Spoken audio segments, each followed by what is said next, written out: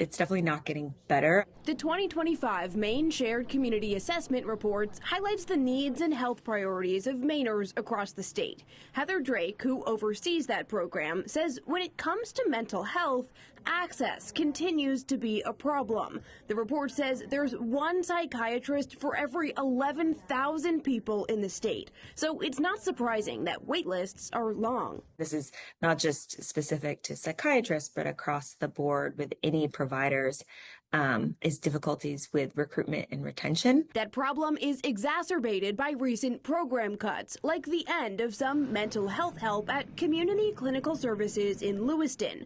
Back in April, a patient there told us he was nervous about finding replacement care. It's a waiting game.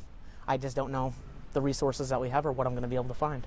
And Drake says even if a provider does have availability, a lot of survey responders said they couldn't find care that accepted their insurance, especially when on Maine Care. Kind of regardless, but specifically with people who have Maine Care, harder to find providers, longer wait times. And programs that do accept Maine Care say they're struggling, in part due to low reimbursement rates from the state. We saw that in May when budget cuts forced Maine General in Augusta to end psychological evaluations at the Edmond Urban Center. It is almost impossible to get a good psych eval today if you can't pay for it out of pocket. The next step for the report is for Maine's major hospitals and providers to come up with a plan to fill community health needs.